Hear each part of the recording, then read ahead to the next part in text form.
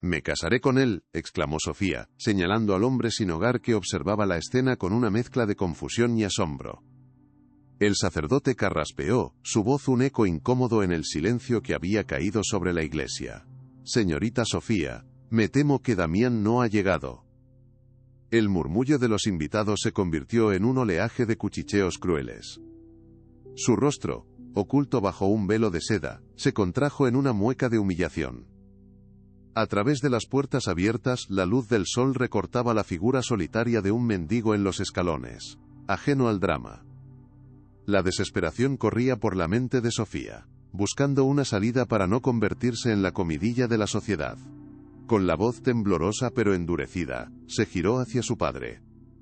No seré la novia abandonada, sentenció con una frialdad que sorprendió a todos, sus ojos fijos en la figura anónima de la entrada. Su padre, Ricardo, intentó detenerla. Hija, por el amor de Dios, no cometas una locura, pero ella ya había tomado su decisión, una que cambiaría su vida para siempre. Levantó la voz, proyectándola para que todos la oyeran. El mundo de Sofía, construido sobre apariencias, acababa de implosionar. ¿Qué has dicho, hija? No puedes estar hablando en serio. Has perdido completamente el juicio, exclamó su padre Ricardo, con el rostro pálido, su mano apretando con fuerza el brazo de su esposa como si buscara un ancla en la tormenta. Los invitados se pusieron de pie, sus expresiones una mezcla de horror y fascinación, los teléfonos móviles emergiendo para capturar el momento. Las cámaras de los fotógrafos, preparadas para un cuento de hadas, ahora enfocaban el drama más inesperado del año. Sofía ignoró a todos, el ruido de la multitud se desvaneció en su mente. Caminó con una determinación que no sabía que poseía, su ramo de orquídeas temblando violentamente, la única señal de su caos interior. Al llegar a la entrada, se detuvo frente a Mateo. Él la miró con unos ojos sorprendentemente claros y profundos, llenos de una dignidad que contrastaba con su ropa raída. ¿Has oído lo que he dicho?, preguntó ella, su voz más suave ahora. Mateo asintió lentamente, su mente luchando por comprender. Señorita, con todo respeto, no creo que yo sea el hombre que usted busca. Sofía esbozó una sonrisa amarga. Hoy, usted es el único hombre que necesito. Necesito un esposo. ¿Acepta? La pregunta quedó suspendida. Si te gusta este tipo de contenido, no te olvides de suscribirte a nuestro canal. Publicamos videos todos los días, y dale like al video si te gusta esta historia, y déjanos en los comentarios contándonos de dónde eres y a qué hora nos escuchas. El silencio que siguió a su increíble pregunta pareció durar una eternidad, un vacío denso en el que solo se oía el latido desbocado del corazón de Sofía. Mateo la observaba con una intensidad que la desarmó, su mirada buscando algo más allá del vestido de alta costura y las joyas. Vio el pánico en sus ojos, la desesperación que la ahogaba, y con acento agudo en ella a otra alma perdida. Solo anhelo una oportunidad en la vida, no un lugar en su mundo, susurró él, más para sí mismo que para ella. Para sorpresa de todos, especialmente de la propia Sofía, él se puso de pie con una lentitud deliberada. Su altura la superaba con creces, y por un fugaz momento, ella sintió una punzada de miedo. Pero no había malicia en su rostro, solo una profunda tristeza y una resolución inesperada. Acepto, dijo con voz clara y resonante. El caos se desató. Su padre gritó su nombre. Los invitados comenzaron a hablar todos a la vez. El sacerdote se acercó. Señorita, esto es una blasfemia, no puedo permitirlo. Pero Sofía lo interrumpió. Padre, este hombre ha aceptado. ¿Va a negarnos el sacramento? La ceremonia fue un borrón surrealista, una obra de teatro absurda. Sofía y Mateo estaban de pie frente al altar, un abismo social infranqueable separándolos. Ella sentía las miradas de cientos de personas como alfileres candentes en su espalda. Mantén la cabeza alta, Sofía. No les des el gusto de verte derrotada, se repetía a sí misma, su mantra silencioso para sobrevivir a la pesadilla. Cuando el sacerdote preguntó si alguien se oponía a la unión, un silencio tenso llenó la iglesia. Todos esperaban que Ricardo, su padre, detuviera aquella locura, pero él permanecía petrificado en su banco, derrotado por la voluntad de hierro de su hija. El sí, acepto de Sofía fue un susurro desafiante. El de Mateo, en cambio, fue un murmullo respetuoso, casi inaudible. No hubo anillos que intercambiar, sus manos nunca llegaron a tocarse, no hubo beso, solo la firma apresurada en un documento legal que los declaraba marido y mujer ante la ley. Al salir de la iglesia, una lluvia de flashes los cejeó con acento agudo. Los periodistas se agolpaban gritando preguntas. Sofía no se detuvo. Agarró instintivamente la mano de Mateo, su piel áspera contra la suya, y lo guió con paso firme hacia el Rolls Royce blanco. El trayecto hacia la mansión fue increíblemente tenso. Sofía miraba por la ventana polarizada, viendo pasar los lujosos edificios como fantasmas, su mente un torbellino de arrepentimiento y miedo. Mateo permanecía inmóvil a su lado, ocupando el menor espacio posible, como si temiera manchar el impecable cuero blanco del asiento. Ella lo observó de reojo, estudiando al hombre que ahora era su marido. Su rostro, aunque sucio, tenía facciones nobles, y unos ojos que parecían haber visto demasiado del mundo. Había una inteligencia palpable en su mirada. ¿Por qué aceptaste?, preguntó finalmente, su voz rompiendo el silencio. Mateo tardó un momento en responder, eligiendo sus palabras con cuidado. Usted parecía desesperada, y nadie merece sentirse así en un día como este. Vi a alguien que estaba a punto de caer por un precipicio y solo ofrecí mi mano. Su respuesta la desarmó. No había oportunismo en su voz, solo una empatía simple que la avergonzó. No tienes ni idea de lo que has hecho, dijo ella, más para sí misma. Probablemente no, admitió él con una media sonrisa triste, pero a veces, las decisiones que no tienen sentido son las únicas que nos salvan. La llegada a la mansión fue como entrar en otra dimensión del desastre. El personal de servicio, alineado para recibir a los recién casados, se quedó boquiabierto al ver a Mateo bajar del coche. El mayordomo, Alfredo, que la había visto crecer, la miró con una mezcla de pena y desaprobación, que le dolió más que cualquier otra. Señorita Sofía, comenzó a decir, pero se calló al ver la mirada suplicante de ella. Ricardo, su padre, los esperaba en la entrada principal, su figura irradiando una furia helada. A mi despacho. Ahora mismo, ordenó, su voz un siseo peligroso, sin siquiera mirar a Mateo. Sofía asintió, sintiéndose de nuevo como una niña a punto de ser castigada.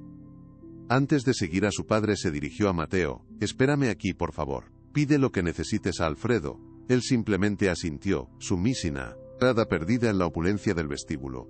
Se sentía como un fantasma en un palacio. Mientras Sofía se alejaba, Alfredo se le acercó con cautela. ¿El señor desea algo? Mateo negó con la cabeza. Solo un lugar para lavarme las manos, si es posible. Nada más. Has perdido el juicio, Sofía. Has convertido a esta familia en el hazmerreír de todo el país, gritó Ricardo en cuanto la puerta de su despacho se cerró.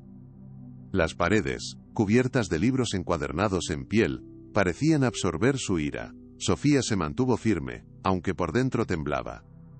¿Y qué querías que hiciera?, replicó, su voz subiendo de volumen. Que me quedara llorando en el altar mientras todos me señalaban. Damián me humilló frente a todos, papá, me destrozó. Su padre golpeó el escritorio de caoba con el puño. Y tú respondes casándote con un vagabundo. Has atado nuestro apellido a un don nadie. ¿Tienes idea de lo que dirá Elena, la madre de Damián? ¿Tienes idea del poder que tienen para destruirnos? Sofía lo sabía. La familia de Damián era una de las más influyentes y despiadadas de México. Lo sé, papá, pero preferí este escándalo a ser la víctima silenciosa de Damián. Ahora la historia es sobre mi locura, no sobre su cobardía. Yo controlo la narrativa, no ellos. Ricardo se pasó las manos por el pelo, desesperado. Esto no se puede arreglar. Mañana hablaré con los abogados para anular esta farsa. Mientras tanto, en el imponente vestíbulo, Mateo esperaba pacientemente en un rincón. Se sentía profundamente incómodo bajo la mirada curiosa y juzgadora del personal. Quizás esto fue un error terrible, pensó, sintiendo un impulso de salir corriendo de esa jaula dorada y volver a la libertad anónima de la calle. Pero la imagen de la desesperación en los ojos de Sofía lo detenía. Había algo en ella, una vulnerabilidad oculta bajo capas de orgullo, que le había hecho aceptar. No lo hizo por dinero.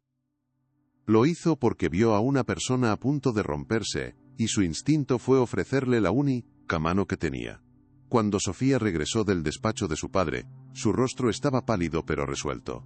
Ven conmigo, le dijo, en un tono más calmado. Lo guió a través de pasillos interminables, y subieron por una majestuosa escalera hasta el ala de invitados. Le mostró una habitación que era más grande que cualquier lugar donde él hubiera dormido. Puedes quedarte aquí. Hay ropa limpia en el armario, toma un baño, descansa. Él la miró, abrumado.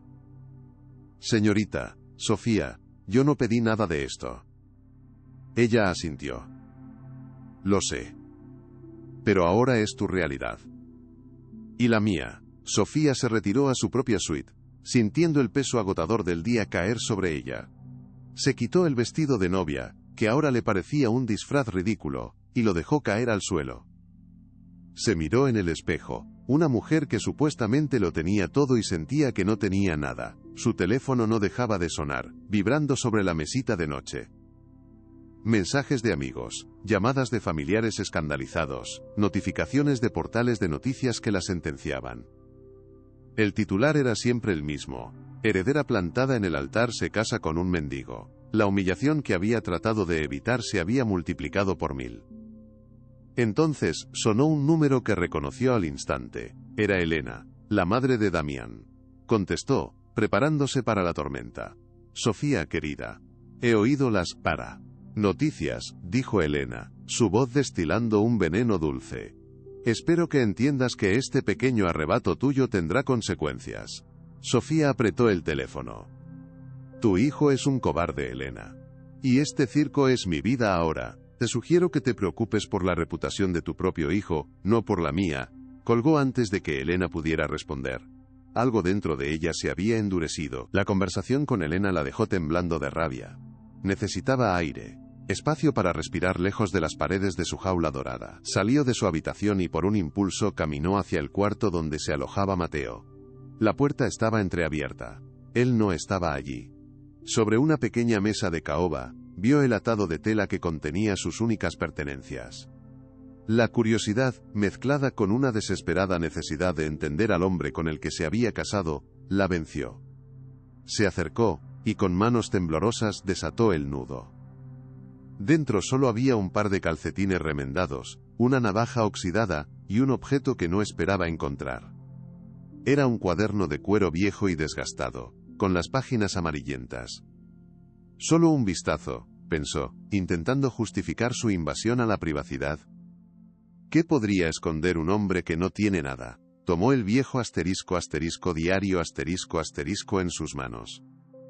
Era pesado, lleno de una historia que no podía ni empezar a imaginar. La portada estaba en blanco, pero algo le y, con acento agudo, que ese objeto era la única posesión verdaderamente valiosa de Mateo.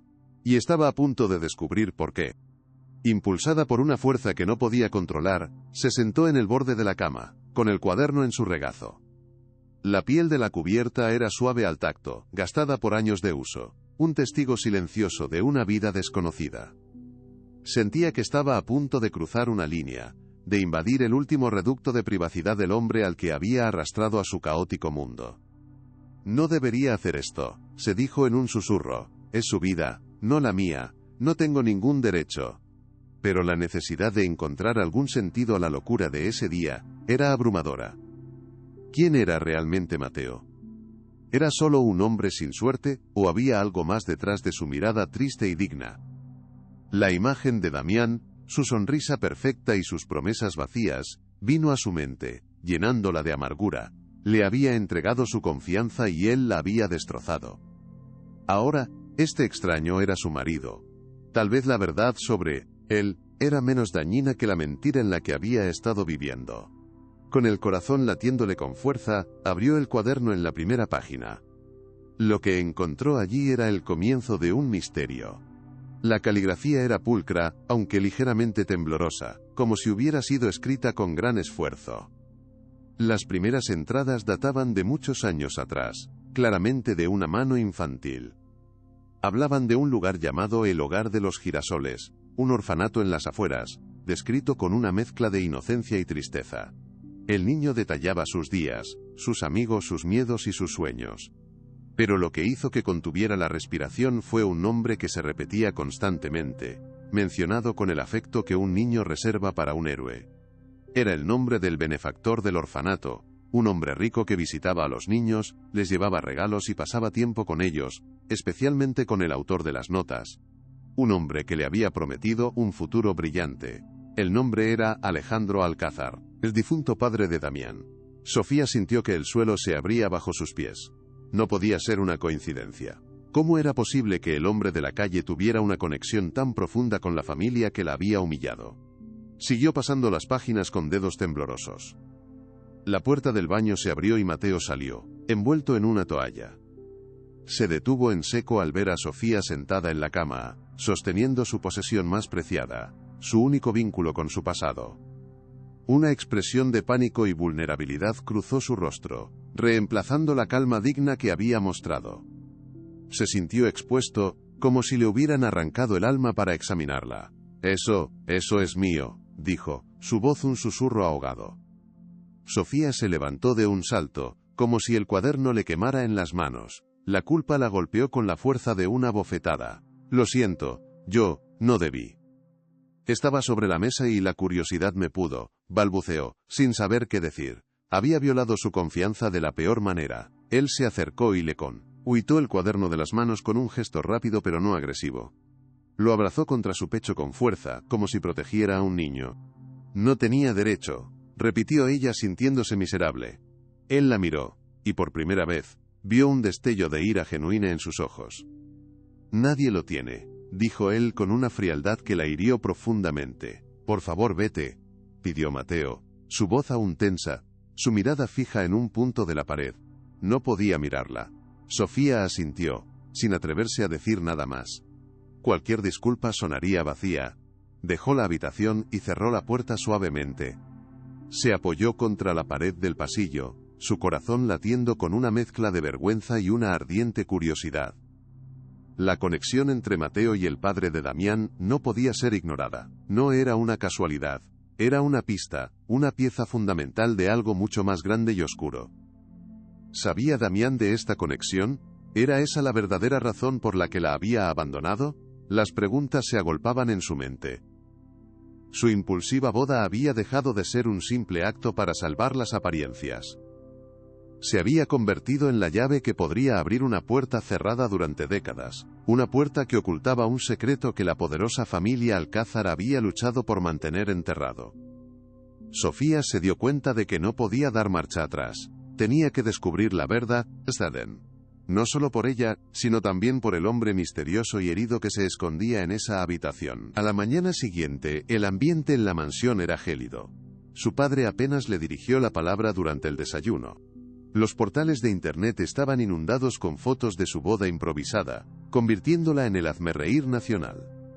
Las columnas de opinión la destrozaban, llamándola la heredera desesperada. Pero a Sofía ya no le importaba el juicio social. Su mente estaba fija en una sola cosa, el secreto de Mateo y su conexión con los Alcázar. Cuando él bajó a desayunar, vestido con un traje que le confería una dignidad inesperada, el silencio fue ensordecedor. Sofía decidió romper el hielo. Mateo, tenemos que hablar, dijo en voz baja. Él la miró con recelo. Sobre lo de anoche, él la interrumpió. No hay nada de qué hablar. Usted invadió mi privacidad. Fin. Pero Sofía no se rindió. No. No es el fin. Vi un nombre en tu cuaderno. Alejandro Alcázar. Necesito que me digas qué significa. Por favor. Al oír el nombre, el rostro de Mateo se transformó. La ira fue reemplazada por un dolor profundo y antiguo. Quedó claro para Sofía que ese nombre era la clave de todo el misterio. El teléfono de la mansión sonó, y Alfredo entró en el comedor con una expresión sombría. Señorita Sofía, es el doctor Ramos, el abogado de la familia Alcázar. Insiste en hablar con usted. El nombre del abogado era conocido por su astucia y su falta de escrúpulos. Era el hombre que la familia usaba para sus trabajos sucios. Sofía tomó el teléfono, un mal presentimiento instalándose en su estómago. Doctor Ramos, qué sorpresa, dijo con sarcasmo. La voz del abogado era fría como un bisturí. Sofía, seré breve. La familia Alcázar considera tu matrimonio, una farsa y un intento de extorsión. Te ofrecen una suma generosa para que anules este disparate de inmediato. Si te niegas, nos encargaremos de que el pasado de tu nuevo esposo salga a la luz y lo destruya públicamente. Y a ti con él. La amenaza era clara y brutal, no estaban jugando. El miedo recorrió a Sofía, pero luego R.O., con acento agudo a Mateo, que había escuchado cada palabra. Vio la determinación nacer en sus ojos. En ese momento, tomó una decisión. Dígale a la señora Elena que no acepto su oferta. Y si quieren una guerra, la tendrán. ¿Estás completamente segura de esto?, preguntó Mateo en cuanto ella colgó, su voz llena de una preocupación genuina por ella. Esa gente es peligrosa. No tienen límites, Sofía. Te destruirán. Sofía negó con la cabeza, una nueva fuerza, una furia fría y calculadora, naciendo en su interior. No si estamos juntos en esto. Me amenazaron con revelar tu pasado. Eso significa que saben perfectamente quién eres. Saben cuál es tu conexión con ellos, y le tienen pánico a que salga a la luz. Acaban de confirmar todas mis sospechas. Su lógica era impecable. La amenaza del abogado, en lugar de asustarla, había sido el error que confirmaba sus teorías. No estaban tratando de proteger la reputación de Damián, estaban tratando de proteger un secreto mucho más grande. No te pedí que pelear, haz mis batallas, dijo Mateo en voz baja, avergonzado. Ya no son solo tus batallas, respondió ella, su voz firme. Desde el momento en que dije, acepto, se convirtieron en las nuestras. Damián me usó para escapar de ti, y ahora su familia te está usando para atacarme. No lo voy a permitir. Se acercó a él. Confía en mí, por favor. Esa tarde, Sofía recibió una visita inesperada. Era su mejor amiga, Valeria, quien llegó con una expresión de profunda preocupación. ¿Estás bien? Todo el mundo está hablando de esto. Es verdad que te casaste con un hombre de la calle. Pensé que era una noticia falsa. Sofía la hizo pasar a la biblioteca y le contó todo, omitiendo por el momento el detalle crucial sobre el pasado de Mateo. Valeria escuchaba en silencio, sus ojos agrandándose con cada revelación. Sofía, esto es una locura. La familia de Damián te va a destruir. Son serpientes venenosas.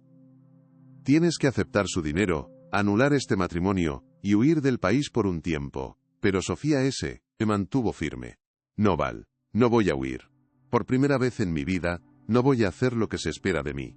Voy a luchar por algo que creo que es justo. Hay algo muy oscuro detrás de todo esto, y voy a descubrirlo. Valeria la miró con una nueva admiración. Nunca te había visto así, tan fuerte. Sofía sonrió por primera vez en días. Tal vez la chica perfecta nunca existió. Tal vez solo era una máscara. Mientras Sofía hablaba con su amiga, Mateo estaba en su habitación, observando la ciudad desde el balcón. Se sentía atrapado entre dos mundos. El de la calle, donde la supervivencia era la única regla, y este nuevo mundo de lujo y secretos. Sostuvo el cuaderno en sus manos. El cuero gastado familiar bajo sus dedos, ese objeto era su única conexión con un pasado que le habían arrebatado. Recordaba vagamente al señor Alejandro Alcázar, un hombre amable que le había mostrado un afecto casi paternal. Pero después de su repentina muerte, todo cambió. Lo trasladaron a otro centro, hasta que lo dejaron en la calle sin nada. Siempre se había preguntado por qué. Ahora, gracias a la extraña cadena de eventos iniciada por Sofía, estaba más cerca que nunca de la respuesta. Quizás ella tiene razón, pensó, mirando la portada en blanco de su único tesoro. Quizás es hora de dejar de esconderme de mi propia historia y luchar por la verdad, por la vida que me robaron. La decisión estaba tomada.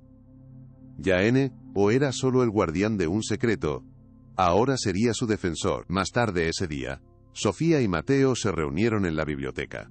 Ella había despedido al personal para tener privacidad. El doctor Ramos no bromeaba, dijo Sofía. Si vamos a hacer esto, tenemos que estar preparados. Necesitamos un abogado, uno mejor que el de ellos, uno que no tenga miedo de enfrentarse a los Alcázar. Mateo asintió.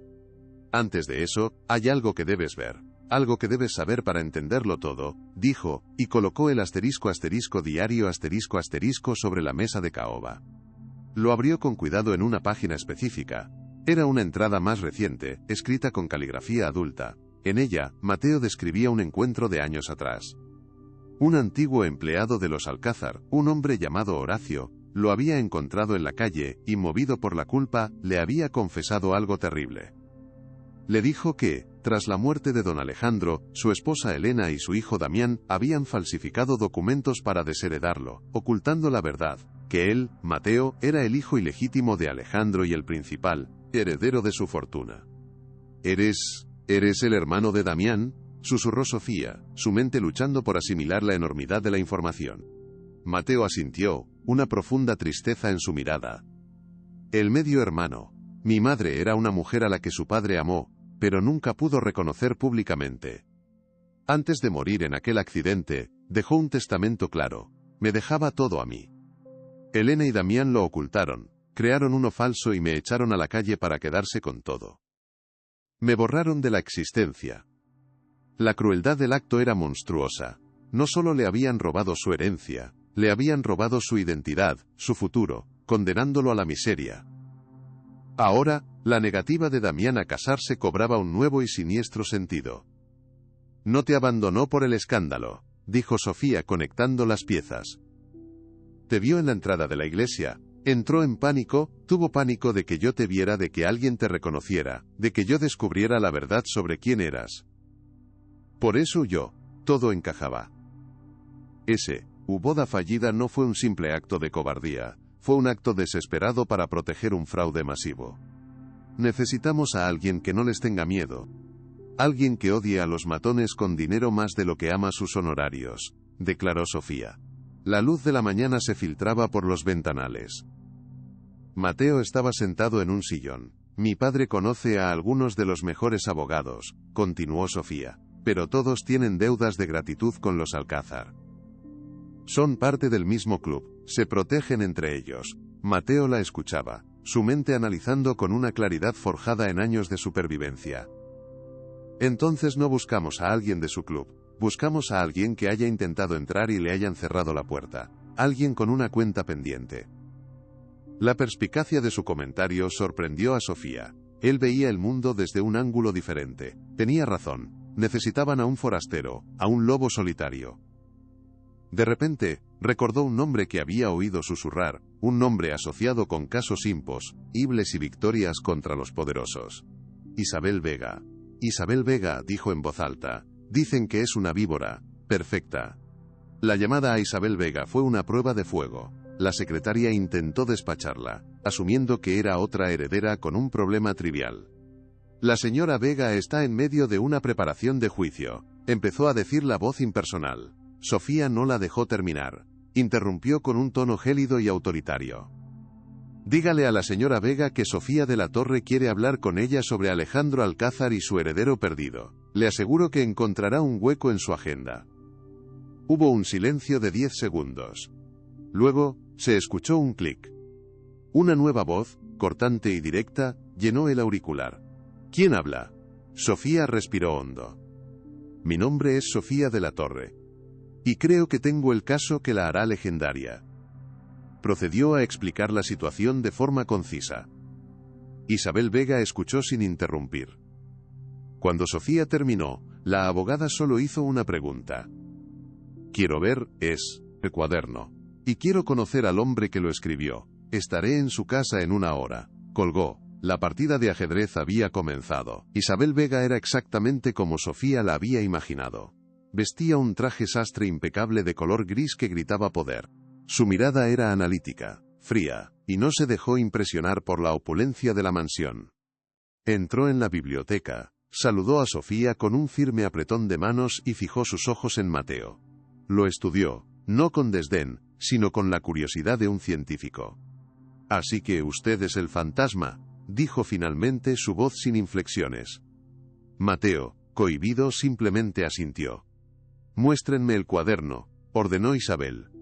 Se sentó a la mesa, abriendo un maletín del que sacó unas gafas y un bloc de notas. Con manos temblorosas Mateo le entregó su tesoro. Isabel se puso unos guantes de látex antes de tocarlo.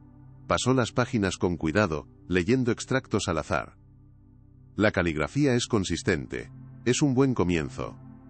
Pero una narrativa no es una prueba legal, necesitamos algo tangible.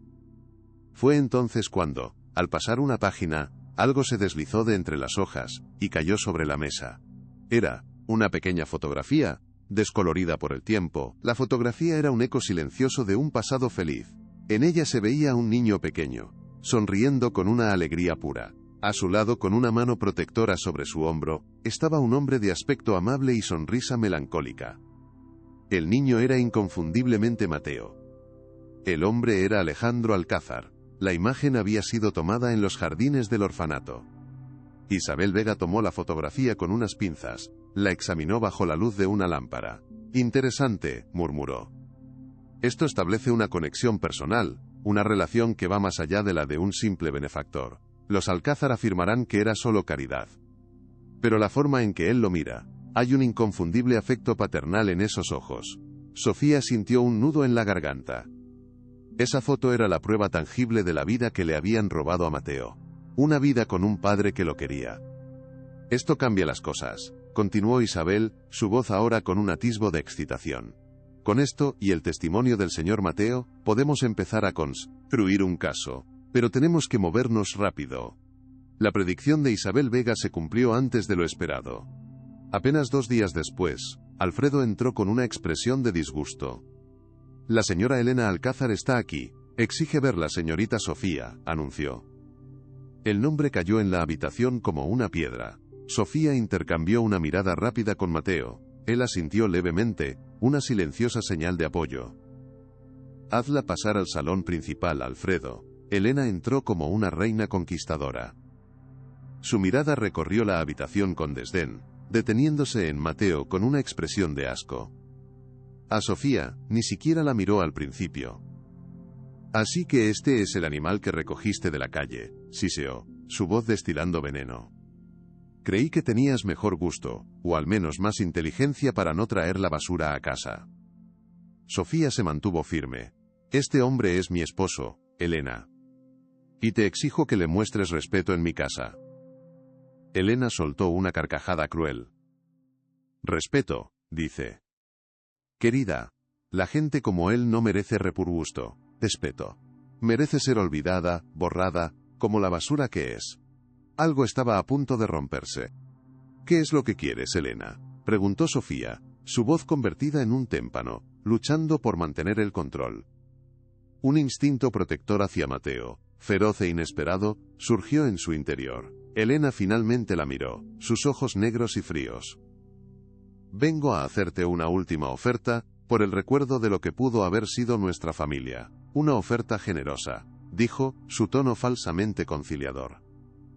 Anula este matrimonio ridículo, firma un acuerdo de confidencialidad, y te daremos suficiente dinero para que tú y tu cosa puedan desaparecer y vivir cómodamente lejos de nosotros. La oferta era un insulto calculado. Mateo, que había permanecido en silencio, un testigo mudo de su propia humillación, dio un paso al frente. Su voz era tranquila pero firme. Mi verdad no tiene precio, señora. Incluso si no tengo nada más. Elena lo ignoró. Su atención seguía fija en Sofía. Piénsalo bien, niña, estúpida. Es esto o la guerra total, y en una guerra contra nosotros siempre pierdes. Sofía sintió la rabia subir por su garganta. Considera entonces que la guerra ha comenzado. La matriarca de los Alcázar acortó la distancia entre ellas. Su perfume caro era abrumador. Eres una tonta ingenua. Una niña rica que cree que esto es un cuento de hadas donde la justicia prevalece. Susurró, su voz un siseo venenoso. Pero el mundo real no funciona así. El dinero y el poder escriben las reglas. Y nosotros tenemos todo el dinero y todo el poder. Hizo una pausa y se giró para mirar a Mateo, sus ojos llenos de un desprecio absoluto, recorriéndolo de arriba a abajo como si fuera un insecto. Luego, se volvió de nuevo hacia Sofía, su voz goteando con descendencia. Has demostrado lo bajo que has caído. Tu dinero puede comprar un apellido para tu mascota, pero nunca podrá comprarle la decencia. La frase fue diseñada para herir, para humillar a ambos de la forma más íntima y cruel. Mateo permaneció, impasible, su rostro una máscara de dignidad herida. Elena, Al ver que no había logrado la reacción que esperaba, se dio la vuelta con un movimiento brusco y salió del salón, dejando tras de sí un silencio cargado de odio. En cuanto la puerta principal se cerró, Sofía se giró hacia Mateo, su rostro lleno de preocupación. ¿Estás bien? No le hagas caso, es una mujer miserable, dijo, su voz suave. Él tardó un momento en responder, sus ojos fijos en el lugar donde Elena había estado. Estoy acostumbrado a que me miren así, como si fuera menos que humano, admitió con calma. Pero nunca me habían dolido tanto esas miradas como hoy, porque te las dirigían a ti también. Sus palabras la conmovieron profundamente. En medio de su propia humillación, él se preocupaba por el dolor que ella pudiera sentir. Sus palabras no significan nada, repitió ella. Tengo que llamar a Isabel, dijo Sofía sacando su teléfono. Tiene que saber lo que ha pasado. Esto lo acelera todo. Mientras hablaba con la abogada, Mateo caminó hacia la ventana. Observó el jardín perfectamente cuidado. No puedo dejar que me destruyan. No otra vez, pensó, su resolución endureciéndose. No después de haber encontrado a alguien que cree en mí. La visita de Elena, lejos de intimidarlo, había solidificado su determinación. Isabel Vega no se sorprendió por la visita de Elena.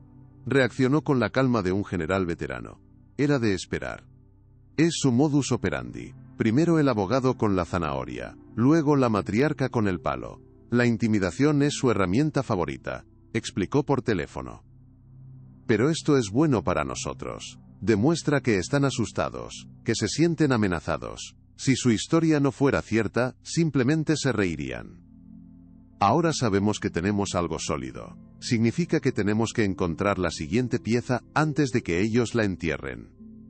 La abogada les dio una nueva tarea. Necesito que revisen cada palabra de ese cuaderno. Cada nombre, cada fecha, cada detalle. La clave para desentrañar un gran fraude a menudo se esconde en los pequeños detalles que los criminales pasan por alto. Esa noche, Sofía y Mateo se sentaron juntos en la biblioteca, el viejo cuaderno abierto entre ellos. Trabajaron durante horas. Fue Mateo quien de repente encontró algo. Aquí, dijo, después de la accidente de mi padre, escribí que me trasladaron. Y menciono que la directora me dijo que mi antiguo hogar había recibido una donación anónima muy generosa. Una donación anónima justo después de la muerte de Alejandro, repitió Sofía, sintiendo esa descarga eléctrica que precede a un gran descubrimiento. Suena a dinero para comprar silencio, o para facilitar tu traslado a un lugar donde nadie conociera tu conexión con él. Sin dudarlo llamó a Isabel Vega, a pesar de la hora.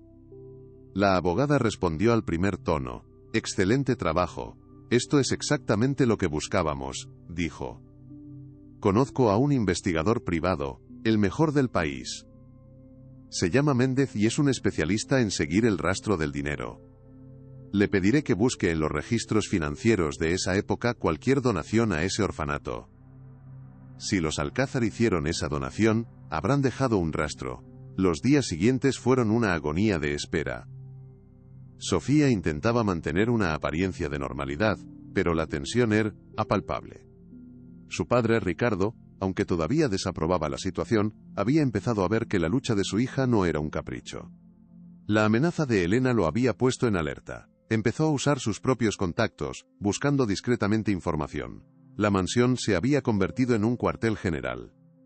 El investigador privado Méndez llamó a los pocos días. Había encontrado algo. «Bingo», dijo por teléfono a Isabel. Isabel puso la llamada en altavoz para que Sofía y Mateo escucharan. Encontré el registro. Una transferencia bancaria de una cantidad muy considerable desde una de las empresas fachada de los Alcázar, Inversiones Atlas, al traer hogar de los Girasoles. La fecha es de 2 semanas después de la muerte de Alejandro Alcázar. Oficialmente figura como una donación anónima, pero el rastro del dinero es inconfundible.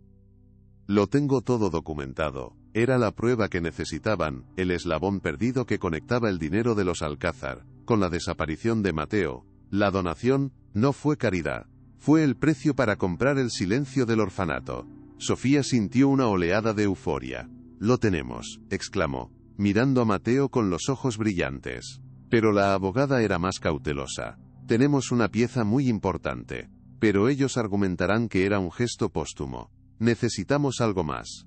Necesitamos una prueba irrefutable, un testigo, algo que demuestre que sabían de la existencia de Mateo antes. Mi padre, Alejandro, me hablaba a veces de un hombre de confianza, su abogado personal, un hombre llamado Ramiro Soto, dijo Mateo de repente, buceando en los recuerdos de su infancia. Recuerdo que me dijo una vez que el señor Soto era el guardián de los secretos, el nombre era una aguja en un pajar, pero era la única que tenían. Isabel Vega se puso a trabajar de inmediato, movilizó a su equipo para buscar en registros del Colegio de Abogados, en antiguos directorios. En horas, descubrió que Ramiro Soto se había retirado de la práctica legal, hacía más de una década, poco después de la muerte de Alejandro. Ahora vivía en un pueblo costero. Tenemos que ir a verlo, dijo Isabel. Si alguien sabe la verdad sobre el testamento original, es él. Pero tenemos que ser cuidadosos. Si los Alcázar se enteran, intentarán silenciarlo. Decidieron que Sofía y Mateo irían solos para no levantar sospechas. Era un riesgo enorme, pero necesario. La idea de salir de la protección de la mansión aterrorizaba a Mateo. ¿Estás seguro?, le dijo Sofía con suavidad. Él negó. Sí, tengo que hacerlo. Es mi pasado. El viaje en coche al pueblo costero fue extrañamente silencioso. Mateo miraba por la ventana, observando el paisaje cambiar de la jungla de asfalto a campos verdes y al azul del océano. Era como ver un mundo que había olvidado que existía. Sofía lo observaba de reojo, notando la tensión en sus hombros. Se dio cuenta de cuánto había cambiado su percepción de él. Ya no veía al mendigo desesperado. Veía a un hombre fuerte, resiliente, que había sobrevivido a lo impensable con su dignidad intacta. Un hombre por el que sentía una creciente admiración. Cuando todo esto termine, empezó a decir ella, sin saber cómo continuar. ¿Qué harás? Él se encogió de hombros, una media sonrisa triste. Nunca he pensado más allá de sobrevivir al día siguiente. No sé cómo se planea un futuro. Es un lujo que nunca he tenido. Sus palabras la golpearon. Le habían robado tanto, no solo el dinero, sino la capacidad de soñar. Bueno, quizás sea hora de empezar a hacerlo, dijo ella en voz baja. La conversación quedó suspendida en el aire, cargada de posibilidades no dichas. La casa de Ramiro Soto era modesta, una pequeña villa blanca con un jardín lleno de bugambillas.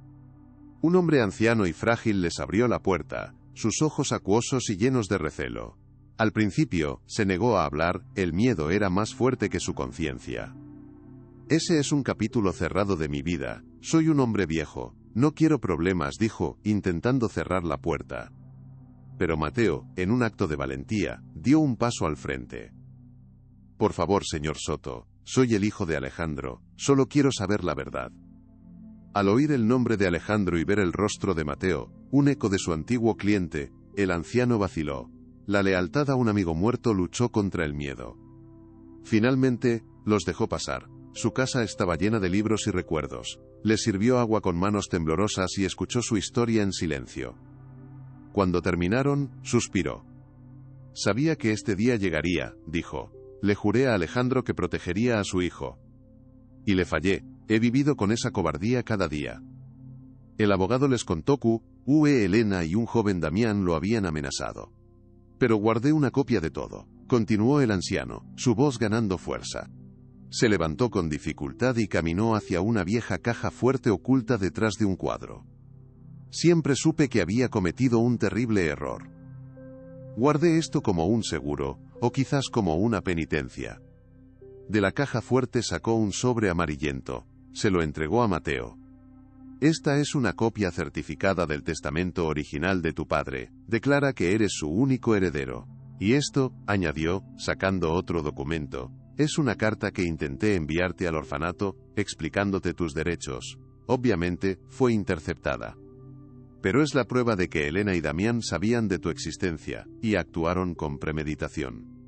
Sostener esos papeles fue un momento abrumador para Mateo. Era la prueba tangible de su identidad. Las lágrimas, contenidas durante 30 años, brotaron de sus ojos.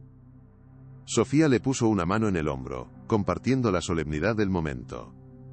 Tenían el Moment Street. arma que necesitaban para ganar la guerra. La justicia estaba finalmente a su alcance. ¿Pero sería suficiente? A su regreso a la ciudad, con las pruebas que cambiarían sus vidas, se encontraron con una nueva sorpresa. Durante su ausencia, Elena Alcázar había movido sus hilos. La prensa sensacionalista publicaba historias sobre el misterioso y oscuro pasado de Mateo. Artículos llenos de insinuaciones venenosas, pintándolo como un estafador oportunista con un largo historial de pequeños delitos, todos fabricados. Lo acusaban de haberse aprovechado de la vulnerabilidad de una heredera para dar el golpe de su vida, retratando a Sofía como una víctima tonta. La campaña de desprestigio había comenzado, brutal y despiadada. «Están intentando envenenar al jurado antes de que lleguemos a un tribunal», dijo Isabel Vega, su rostro sombrío.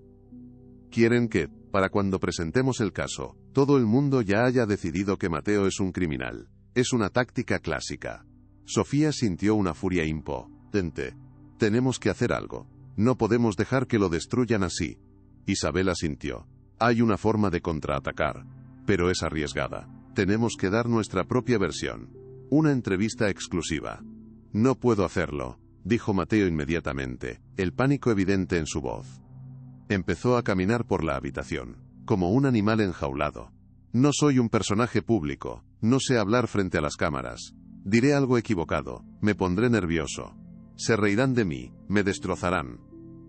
Sofía entendía su miedo. Había vivido toda su vida bajo el microscopio de la sociedad, y sabía lo cruel que podía ser.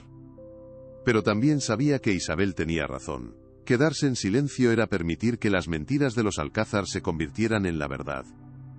«No estarás solo», le dijo, acercándose y tomando su mano. «Estaré a tu lado en cada momento. Contaremos nuestra historia, juntos. La verdad es nuestra mejor arma, y no podemos tener miedo de usarla». Pasaron el día siguiente preparándose. Isabel los entrevele, no como si fueran soldados. Les hizo preguntas difíciles.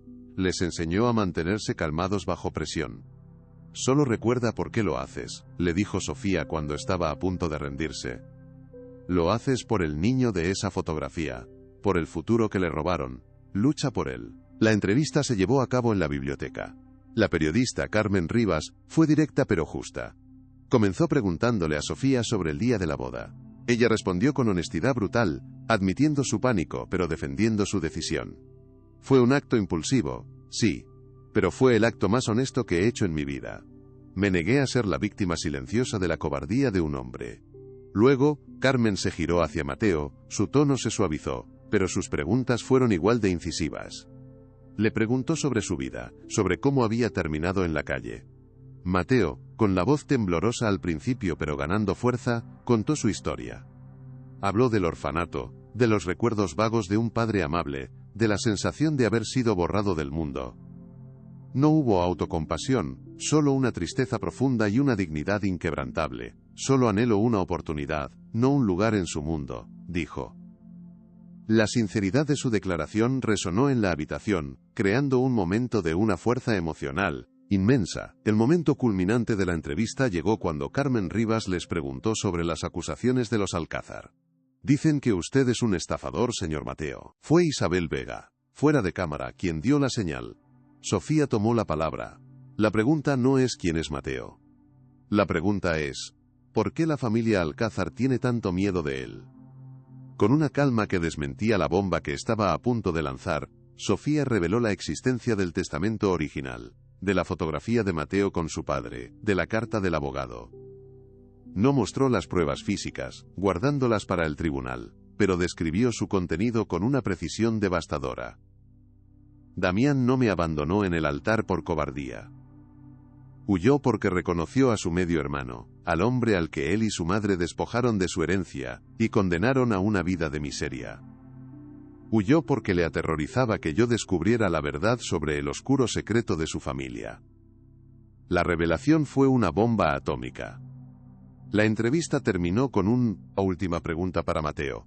«¿Qué es lo que busca?». Él negó. «Solo busco justicia». La entrevista fue un terremoto mediático. Se emitió esa noche en horario de máxima audiencia, y al día siguiente, no se hablaba de otra cosa. La opinión pública, que había sido tan rápida en juzgarlos, comenzó a cambiar drásticamente. Las mentiras de los Alcázar, expuestas a la luz de la narrativa coherente de Sofía y Mateo, empezaron a desmoronarse. La gente ya no veía a una heredera tonta y a un estafador. Vio a una pareja unida por una injusticia monstruosa, luchando contra un enemigo todopoderoso. Se convirtieron en los desvalidos, los héroes inesperados de una saga familiar. La presión sobre la familia Alcázar se volvió inmensa. Sus teléfonos no dejaban de sonar, los periodistas acampaban frente a sus casas.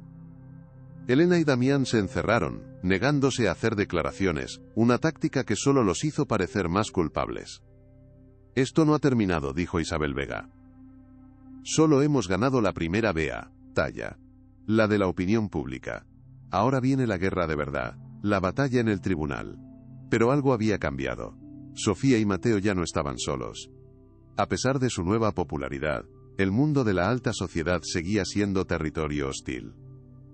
El padre de Sofía, Ricardo, insistió en que asistieran a la gala benéfica anual del Museo de Arte Moderno. «Tenemos que mostrar una cara de normalidad, de fuerza.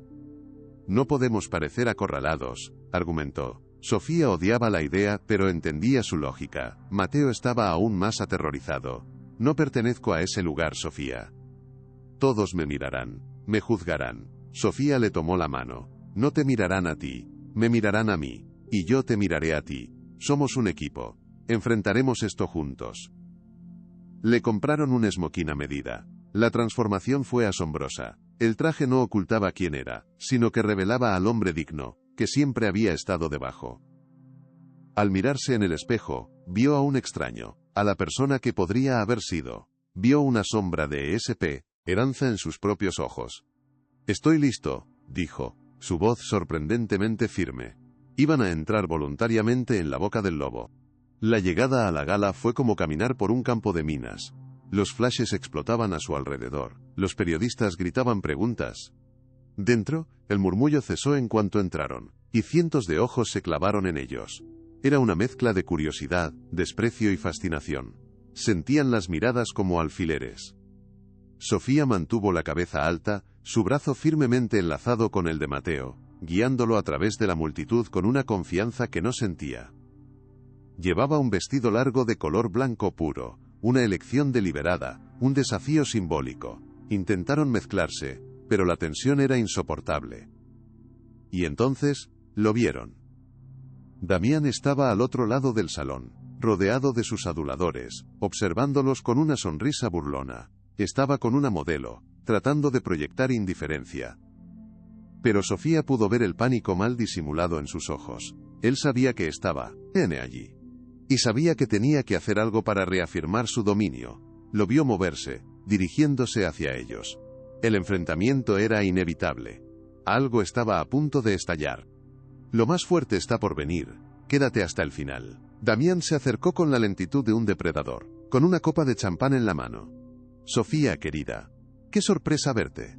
No pensé que tuvieras el valor de mostrar la cara», dijo, su voz lo suficientemente alta como para que los que estaban cerca oyeran. Luego miró a Mateo con desprecio. «Y trajiste a tu mascota. Veo que lo has limpiado. Casi parece humano».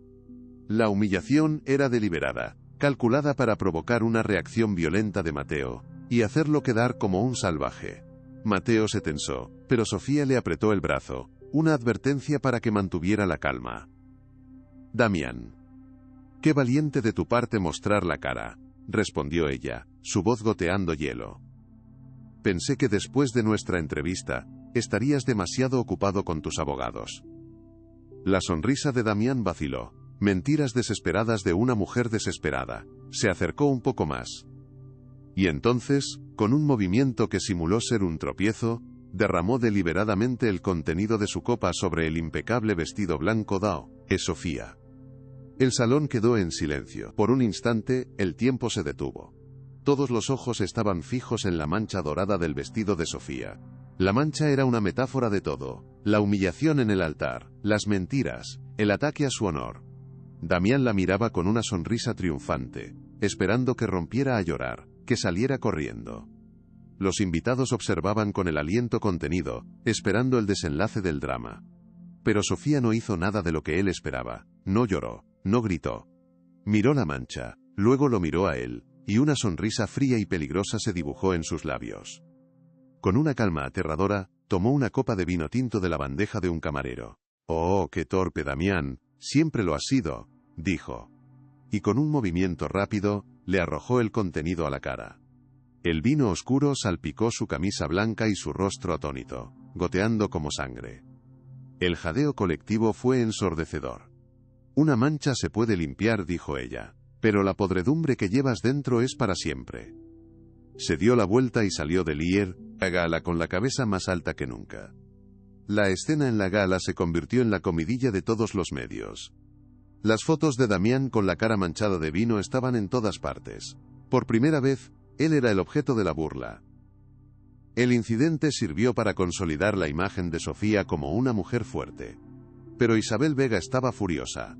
«Fue una estupidez. Una imprudencia», les gritó en su despacho al día siguiente. «Le has dado munición. Ahora puede presentarse como la víctima de un ataque no provocado. Podría usar esto para minar tu credibilidad». Sofía se mantuvo firme. «No me arrepiento. No iba a dejar que me humillara de nuevo. Se acabó el ser la víctima silenciosa. Si quieren guerra, tendrán guerra». Mateo la defendió.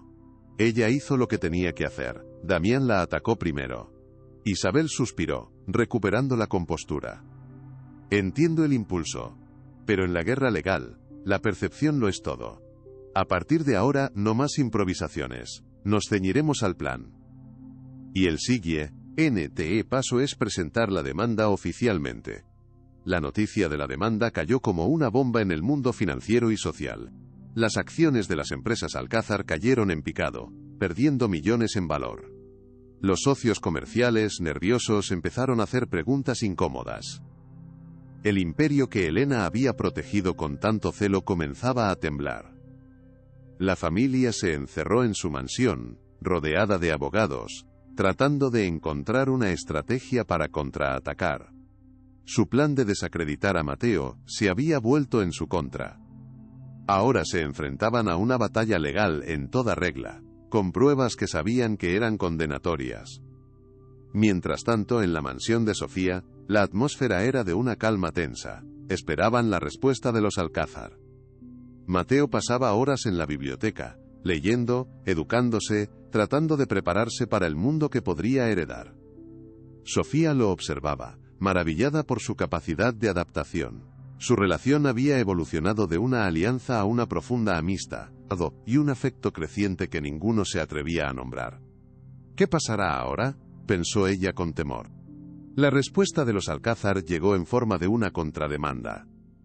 Acusaron a Mateo de extorsión y a Sofía de ser su cómplice, alegando que todo era un complot para robar la fortuna familiar, pintándose a sí mismos como las víctimas. Negaron categóricamente todas las acusaciones y solicitaron una orden de alejamiento contra Mateo, alegando que temían por su seguridad. Era una táctica legal agresiva, diseñada para intimidar, agotar sus recursos y embarrar el proceso judicial. «No funcionará», les aseguró Isabel Vega. «Es una jugada desesperada, el juez verá a través de ella.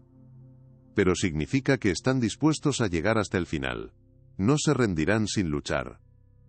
La fecha de la primera audiencia preliminar fue fijada. Sería en 2 semanas. 2 semanas para preparar los argumentos, reunir a los testigos.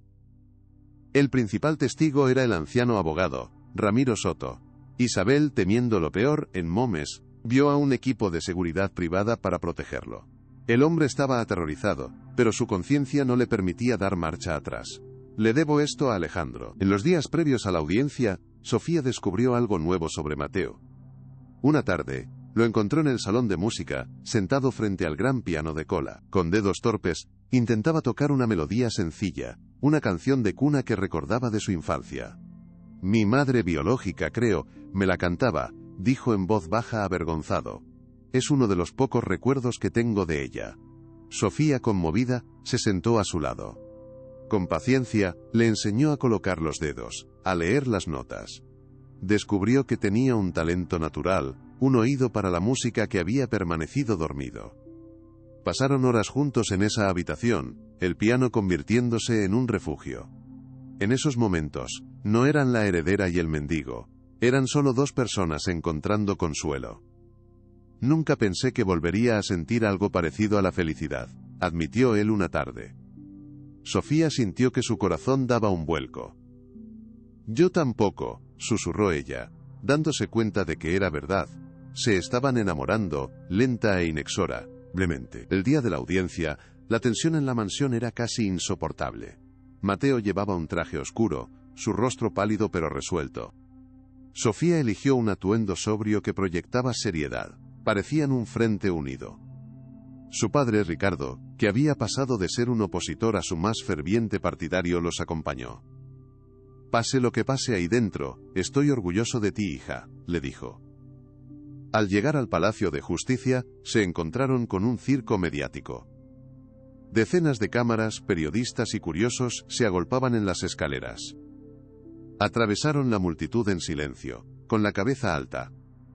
Dentro de la sala del tribunal, el ambiente era frío y solemne. Elena y Damián ya estaban allí, con su ejército de abogados. Sus miradas eran de puro odio. El juez, un hombre severo, entró en la sala y todos se pusieron de pie.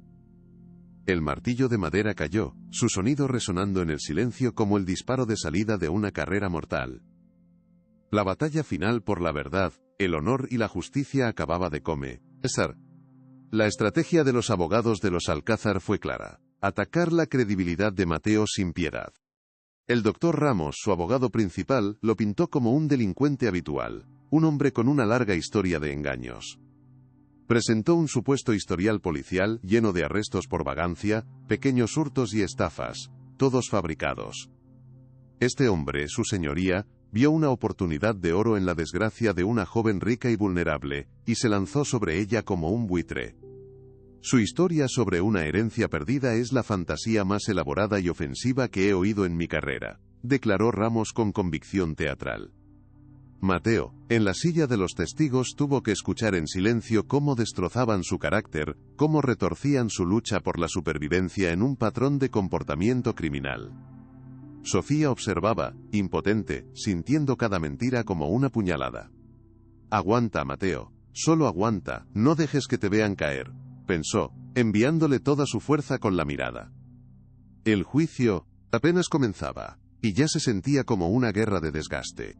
Isabel Vega comenzó su interrogatorio con una calma deliberada, que era en sí misma un arma, un contraste brutal con la agresividad de Ramos. Con preguntas suaves y precisas, llevó a Mateo a través de su infancia, permitiéndole contar su historia, devolviéndole la humanidad que el otro abogado le había arrebatado. Habló del diario describiendo con emoción cómo ese viejo cuaderno gastado había sido su único compañero en la soledad, el único depositario de sus recuerdos. A petición de Isabel, leyó en voz alta algunas de las entradas de su niñez, las que hablaban del afecto que sentía por Alejandro Alcázar, el hombre bueno de los domingos. La voz de Mateo, llena de emoción genuina, resonó en la sala, y la fachada de criminal que Ramos había construido comenzó a resquebrajarse. La gente escuchaba cautivada. Luego, proyectó la fotografía del niño Mateo sonriendo junto a Alejandro. ¿Le parece esta la cara de un buitre, DOCT, o Ramos? ¿O la de un niño que amaba al hombre que creía que era su padre?, preguntó Isabel, su voz cargada de ironía. Elena apartó la vista, incapaz de mirar la prueba. El siguiente testigo de Isabel fue el investigador privado, Méndez. Con precisión metódica, detalló el rastro del dinero, mostrando los documentos bancarios que probaban la donación anónima de una empresa de los Alcázar al orfanato, justo cuando Mateo fue trasladado. Esta donación, su señoría, no fue un acto de caridad. Fue un pago por un servicio: hacer desaparecer a un niño que representaba una amenaza para la herencia de la señora Alcázar, declaró Méndez. Los abogados de los Alcázar intentaron objetar, desacreditar los documentos, alegar que eran falsificaciones, pero la evidencia era sólida. La red de mentiras que Elena y Damián habían tejido durante 30 años comenzaba a deshilacharse. Sofía observaba los rostros de sus enemigos. La arrogancia había desaparecido, reemplazada por un pánico creciente. Damián, No podía quedarse quieto. Sus ojos se movían nerviosamente. Elena, en cambio, permanecía inmóvil, su rostro una máscara de furia helada, pero sus nudillos blancos la delataban. Estaban perdiendo. Y lo sabían. ¿Qué movimiento desesperado harían? El clímax del primer día llegó con el testimonio de Ramiro Soto. El anciano abogado entró en la sala apoyado en un bastón, su cuerpo frágil pero su mirada decidida. Habló con voz clara y firme, confesando su cobardía, describiendo las amenazas que había recibido de Elena y un joven Damián para que ocultara el verdadero testamento. Entonces Isabel le pidió que identificara el documento que tenía en sus manos. Es la copia del último y verdadero testamento de don Alejandro Alcázar, dijo, su voz resonando con la fuerza de una verdad reprimida. Isabel tomó el documento y, con permiso del juez, leyó la cláusula principal en voz alta. En pleno uso de mis facultades mentales, lego la totalidad de mis bienes a mi único hijo, Mateo, nacido de... El resto de la frase fue ahogado por un grito agudo y desgarrador. Elena Alcázar se había puesto de pie, su rostro descompuesto por la rabia. «Miente. Todo es una mentira», gritó. El juez golpeó la mesa con su martillo, ordenando silencio, pero ya era tarde. La explosión de Elena fue una confesión. Esa noche no hubo celebración. A pesar de la victoria, el peso de la batalla todavía los oprimía. Sabían que los Alcázar no se rendirían. Sofía y Mateo estaban sentados en silencio en el balcón, mirando la ciudad. «Lo hiciste increíblemente bien hoy. Fuiste muy valiente», dijo Sofía, su voz llena de admiración. «Estaba tan orgullosa de ti». Él la miró, una sonrisa cansada en sus labios. «No lo habría logrado sin ti. Me has dado la fuerza para enfrentar a mis fantasmas». Se quedaron en silencio de nuevo, una cómoda intimidad entre ellos. La batalla legal los había transformado, había forjado un vínculo más fuerte que cualquier documento matrimonial. «Ganes o pierdas esto, Mateo, quiero que sepas que ya no estás solo, nunca más», dijo ella en un susurro. Él tomó su mano, sus dedos entrelazándose con los de ella. «Lo sé. Y pase lo que pase, haberte conocido ha sido la mayor fortuna que podría haber encontrado». En ese momento, se dieron cuenta de que su matrimonio falso se había convertido en algo innegablemente real. Al día siguiente, al llegar al tribunal, se encontraron con una escena desconcertante. El equipo legal de los Alcázar parecía nervioso. Elena y Damián no estaban por ningún lado. Un rumor se extendió. La defensa había pedido un receso inesperado. El juez entró y confirmó la noticia. La defensa ha presentado una moción de última hora. La audiencia se aplaza hasta mañana, anunció. Isabel Vega frunció el ceño, inquieta. «Esto no me gusta. No es su estilo rendirse. Están tramando algo, una jugada desesperada». Sus palabras resultaron proféticas. Esa tarde, recibieron una llamada del jefe de seguridad que protegía a Ramiro Soto. «Ha habido un accidente. El señor Soto ha tenido una caída muy grave en las escaleras. Está en el hospital, en estado crítico, no sabemos si lo superará». El silencio que siguió fue ensordecedor, lleno de horror. No fue un accidente. Fue un mensaje.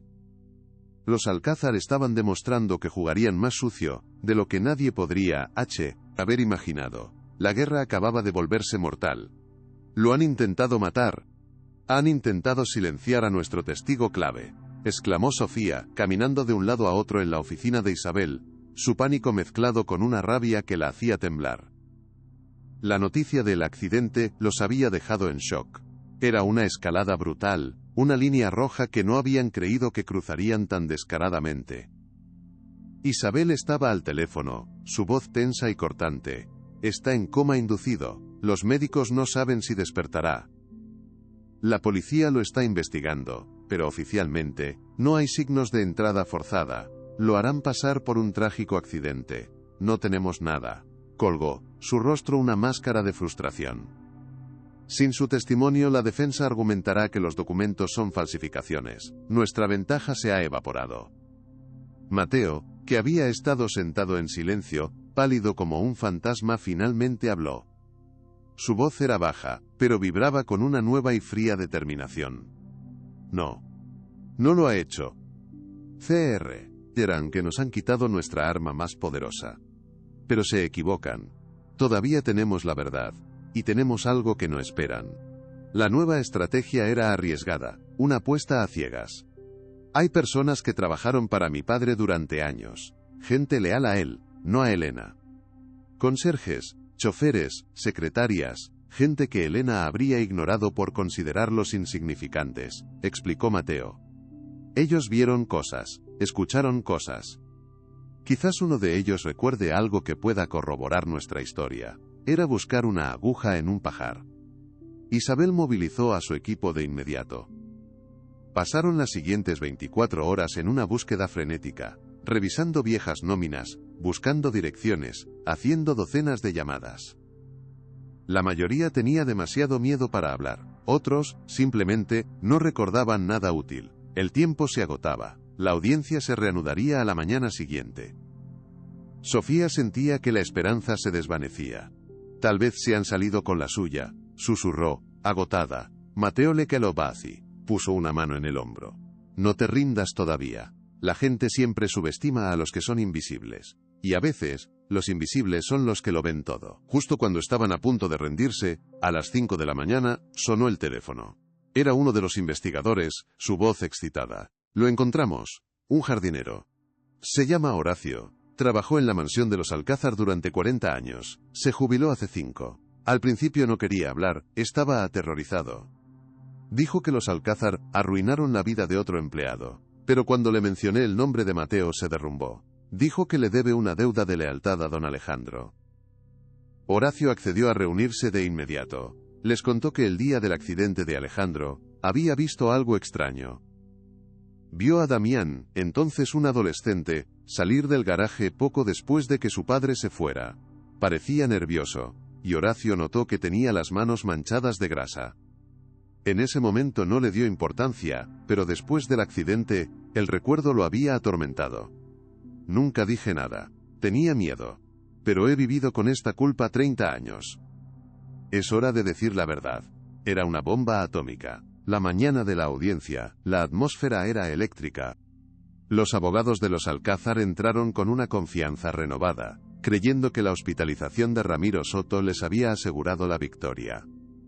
El doctor Ramos comenzó su argumento, descartando el testamento como una falsificación, y pintando a Mateo, una vez más, como un mentiroso. Cuando terminó, se sentó con una sonrisa de suficiencia. Entonces, Isabel Vega se puso de pie. La fiscalía llama a un nuevo testigo al estrado, Horacio Jiménez. El nombre no significó nada para los Alcázar. Pero cuando el anciano jardinero entró en la sala, Sofía vio un destello de pánico en los ojos de Elena. Horacio, con voz temblorosa pero firme, contó su historia. Describió lo que había visto el día de la muerte de Alejandro, el nerviosismo de Damián, sus manos manchadas. La sala quedó en silencio absoluto. El abogado de los Alcázar se puso de pie de un salto, gritando objeciones, pero el juez lo silenció. La acusación era demasiado grave para ser ignorada. El caso había dado un giro de 180 grados. El testimonio de Horacio creó una onda de choque que sacudió los cimientos del caso. Aunque no era una prueba concluyente de asesinato, sembró una duda tan razonable en la mente del jurado que la credibilidad de Damián y Elena quedó destrozada. Isabel Vega en su alegato final, no se centró en la acusación de asesinato, sino en el patrón de engaño y crueldad. Este no es solo un caso sobre dinero. Es un caso sobre la verdad, una verdad que la familia Alcázar ha intentado enterrar durante 30 años, utilizando el miedo, la intimidación e incluso la violencia. Han intentado borrar a un hombre de la existencia. Pero la verdad, su señoría, siempre encuentra la forma de salir a la luz. Sus palabras resonaron en la sala. Miró a Mateo, luego a Sofía, y finalmente al jurado. Hoy, tienen la oportunidad de restaurar una vida, de corregir una injusticia monumental. Tienen la oportunidad de demostrar que la justicia no está a la venta. El juez anunció que el jurado se retiraría a deliberar. La espera sería la más larga y angustiosa de sus vidas. Mientras esperaban el veredicto, Sofía y Mateo se sentaron juntos en una pequeña sala contigua. Pase lo que pase, lo hemos logrado, dijo Mateo, su voz tranquila. Hemos contado la verdad, hemos luchado, Eso es más de lo que nunca esperé. Sofía asintió, una lágrima solitaria rodando por su mejilla. Estoy tan increíblemente orgullosa de ser tu esposa, Mateo. No dijo, esposa de mentira. La palabra había adquirido un significado real. Él le tomó la mano.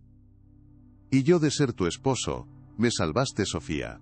No de la calle, sino de la invisibilidad. Me hiciste real de nuevo. En ese momento, se inclinaron el uno hacia el otro y se besaron por primera vez. No fue un beso de pasión, sino de una profunda ternura, lleno de gratitud, respeto y un amor que había crecido en el terreno más improbable.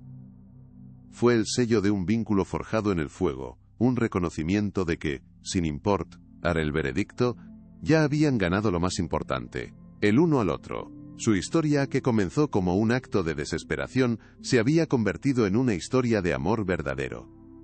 Un oficial de justicia entró en la habitación sin llamar. El jurado ha llegado a un veredicto. El corazón de ambos dio un vuelco. Volvieron a entrar en la sala, sus manos firmemente unidas. Elena y Damián estaban allí, sus rostros pálidos e inexpresivos, como estatuas de cera. El portavoz del jurado se puso de pie, sosteniendo un trozo de papel, que decidiría sus destinos. Evitó mirar a la mesa de la defensa, una señal que hizo que Isabel Vega esbozara una mínima sonrisa. En el caso de Mateo contra Alcázar, en el cargo de fraude, declaramos a los acusados culpables. Un grito ahogado se escuchó desde la mesa de la defensa. El portavoz continuó, su voz firme. En el cargo de suplantación de identidad, declaramos a los acusados culpables. El veredicto continuó, un martillo tras otro cayendo sobre el imperio de los Alcázar. El juez ordenó que todos los bienes fueran transferidos a Mateo. La justicia había prevalecido. Sofía rompió a llorar, de alivio y alegría, abrazando a Mateo. Habían ganado. La pesadilla había terminado. Al salir del tribunal, fueron recibidos como héroes populares. La multitud en las escaleras los aclamaba, los flashes capturaban un momento de triunfo. Mateo, abrumado por la atención, se aferró a la mano de Sofía. Vio a lo lejos a un grupo de personas sin hogar, sus antiguos compañeros, que habían venido a apoyarlo. Lo saludaban con sonrisas. Él les devolvió el saludo, las lágrimas corriendo por su rostro. Ya no era uno de ellos, pero nunca los olvidaría. En ese instante, supo lo que haría con su fortuna. Ricardo, el padre de Sofía, se abrió paso y los abrazó. Nunca he estado más equivocado, le dijo a Mateo. Bienvenido a la familia, hijo. La palabra hijo lo golpeó con fuerza. Había pasado su vida anhelando una familia, y ahora la había encontrado. Miró a Sofía, su esposa, su compañera, su salvadora. Su futuro ya no era una página en blanco y aterradora, era una historia que estaban a punto de empezar a escribir juntos. Y prometía ser una historia extraordinaria. Si esta historia te tocó el corazón, comparte para que llegue a más personas.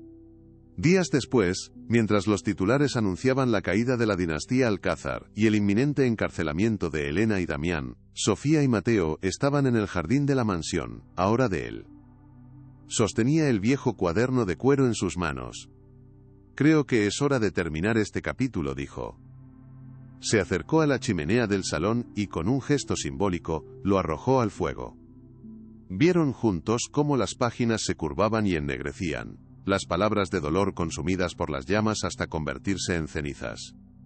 El pasado, con todo su dolor, se convertía en humo. Ahora podemos empezar a escribir el nuestro, dijo Sofía, apoyando la cabeza en su hombro, sintiendo por fin la paz. Él la rodeó con su brazo. Ya no eran la heredera y el mendigo. Eran simplemente Sofía y Mateo, dos personas que se habían encontrado en las circunstancias más extrañas y se habían salvado mutuamente. Y tenían toda una vida por delante para llenar de nuevas historias, risas y un amor que había demostrado ser más fuerte que cualquier mentira. La primera decisión de Mateo como heredero fue sentar las bases de un nuevo legado. Convocó a Sofía, Isabel y un equipo de asesores a la biblioteca. Quiero crear una fundación, declaró. Una organización para ayudar a las personas que viven en la calle. No solo un techo y comida, sino herramientas para reconstruir sus vidas. Formación, apoyo psicológico, ayuda para encontrar trabajo. Miró a Sofía, y en sus ojos vio el reflejo de su propio sueño. Quiero darles la oportunidad que yo nunca tuve, la dignidad que me negaron. Sofía tomó su mano, y yo quiero ayudarte a construirla, juntos, respondió. La idea era audaz. La fortuna de los Alcázar, amasada sobre la codicia, sería purificada, utilizada para sanar las mismas heridas sociales. Se llamaría la semilla del cambio, un nombre que encapsulaba su creencia de que cada persona, sin importar cuán rota estuviera, contenía el potencial de un futuro mejor. Solo necesitaba el suelo adecuado para germinar. Este no era un final, sino el verdadero comienzo. El proyecto se convirtió en su vida. Mateo se sumergió en cada detalle, demostrando una inteligencia y visión que sorprendieron a todos, excepto a Sofía. Nadie debería sentirse invisible, repetía en cada reunión, su mantra ahora el principio rector de la organización. Mientras tanto, Sofía se convirtió en la embajadora del proyecto, usando su influencia. Ricardo, el padre de Sofía, se transformó de escéptico a su más ferviente defensor. He pasado mi vida construyendo un imperio de hormigón, le confesó a Mateo. Pero tú y mi hija me han enseñado a construir algo que perdura, un imperio de esperanza. La relación entre ellos floreció. Ricardo veía en Mateo al hijo valiente que siempre había deseado, y Mateo encontró en Ricardo la figura paterna que la vida le había negado. La familia, forjada en un escándalo, se había reconstruido sobre cimientos mucho más sólidos, el amor y un propósito común. La mansión Alcázar, antes un monumento a la mentira, se convirtió en la sede de la fundación, un símbolo de transformación. Un día, mientras supervisaban las obras del jardín del primer centro, Mateo llevó a Sofía a un espacio vacío. Quiero poner una placa aquí, dijo.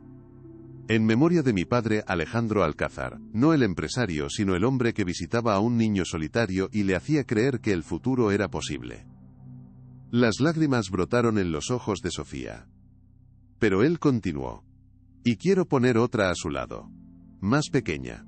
En honor a mi madre. No sé su nombre, pero me dio la vida. Y quiero que, por primera vez, tenga un lugar en el mundo donde se la recuerde. Sofía lo abrazó con fuerza. Era la reparación emocional más pura. Con este acto, Mateo no solo honraba a sus padres, sino que también restauraba públicamente el legado de Alejandro, separándolo de la mancha que Elena y Damián habían dejado. Se aseguró de que el mundo conociera al filántropo, discreto, al hombre que creía en las segundas oportunidades. La placa se convirtió en un pequeño santuario de gratitud. La inauguración del primer centro de La Semilla del Cambio fue un evento nacional. Mateo subió al podio, no como un heredero millonario, sino como un superviviente. Yo estuve donde están ustedes, dijo, su voz resonando, dirigiéndose a los primeros residentes. Conozco el frío, el hambre, y lo peor de todo, la invisibilidad. Sé lo que es que la gente te mire y no te vea. Hoy, este lugar abre sus puertas para decirles a todos, los vemos, valen, y merecen una segunda oportunidad. No hubo grandilocuencia, solo la cruda honestidad de un hombre que había recorrido el mismo camino. Sofía lo observaba desde la primera fila, el corazón hinchado de orgullo. El hombre que había conocido en los escalones de una iglesia, roto, era ahora un faro de esperanza. Había encontrado su voz, su propósito. La prensa, que esperaba un espectáculo, se encontró con una historia de redención tan poderosa que silenció cualquier cinismo. El corte de la cinta no fue solo un acto simbólico, fue la apertura de un nuevo capítulo. Esa noche, en la tranquilidad de su nuevo hogar, Mateo le entregó a Sofía una pequeña caja de madera. Tengo algo para ti, dijo con timidez. No es una joya cara, es algo que hice yo mismo. Dentro, sobre terciopelo, había una pulsera sencilla de cuentas de madera, con un único girasol tallado. En el hogar de los girasoles, un viejo carpintero me enseñó a tallar. Era lo único que me hacía sentir que podía crear algo hermoso, explicó. Este girasol es por el lugar donde todo comenzó. Y es para ti. Porque tú fuiste la que me hizo girar de nuevo hacia la luz. Sofía se quedó sin palabras. El regalo era infinitamente más valioso que cualquier diamante. Era un pedazo de su historia.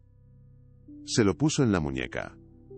Se inclinó y lo besó, un beso lento y profundo, lleno de amor y gratitud. es el regalo más hermoso que he recibido en mi vida, susurró. En ese instante, reafirmaron que su mayor riqueza no era la fortuna heredada, sino la vida que estaban construyendo juntos.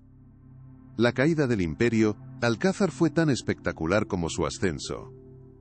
Elena y Damián fueron condenados a largas penas de prisión por fraude, conspiración, y la agresión a Ramiro Soto, quien afortunadamente despertó del coma.